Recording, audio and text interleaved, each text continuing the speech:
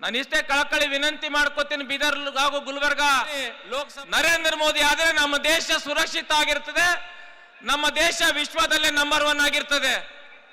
ಈಗ ನಮ್ಮ ಎಕಾನಮಿಯಲ್ಲಿ ನಾವು 5ನೇ ಸ್ಥಾನದಲ್ಲಿ ಇದ್ದೀವಿ. ಮುಂದೆ ನಮ್ಮ ದೇಶ ವಿಶ್ವಗುರು ಆಗಬೇಕು. 2047ರಲ್ಲಿ India will become super power ಅಂತ ನರೇಂದ್ರ ಮೋದಿ ಹೇಳ್ತಾರೆ. ಅದು ಆಗ್ಬೇಕಂದ್ರೆ ಒಕ್ಕೂರ್ಲಿಂದ, ಯಾಕೆ ಇತ್ತೀಚಿನ ತಾವು ನೋಡ್ತಾ ಇದ್ದೀರಿ ಕರ್ನಾಟಕದಲ್ಲಿ ಅಶಾಂತಿ ಮಾಡೋದು, ವಿಧಾನಸಭೆಯಲ್ಲಿ ಪಾಕಿಸ್ತಾನ ಬಗ್ಗೆ ಜಯಘೋಷ ಮಾಡೋದು, ಮತ್ತಿನ್ನಿತರ ಮೊನ್ನೆ 30-35-40 ದಿನ ಯಾವ್ದಾರ ಒಂದು ನೀರಲ್ಲಿ ಬಿಟ್ಟು ತಾವು ಒಗ್ಗಟ್ಟಾಗಿ ರಾಜ್ಯದಲ್ಲಿ 28 ಸೀಟು ನಮ್ಮ ಬೀದರ್ ಹಾಗೂ Gulbarga. The man who saw tomorrow ನ್ಯಾಸ್ಟ್ರೋಡಾಮಸ್ ಅಂತ ಒಬ್ಬರು ಅಸ್ಟ್ರಾಲಜರ್ ಇದ್ದಾರೆ. ಅವ್ರು ಹೇಳ್ತಾರೆ ಒಂದ್ಸಲ ಇಡೀ ಇಂಡಿಯಾಕ್ಕೆ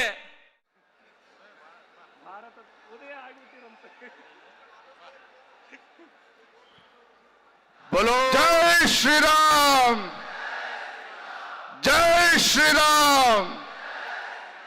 ನಮಸ್ಕಾರ.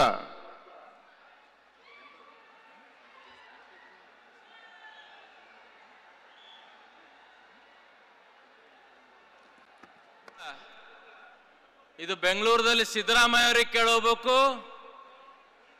ದಿಲ್ಲಿದಾಗ ನಮ್ಮ ನೆಚ್ಚಿನ ಪ್ರಧಾನಮಂತ್ರಿ ನರೇಂದ್ರ ಮೋದಿಜಿಯವರಿಗೆ ಕೇಳೋಬೇಕು.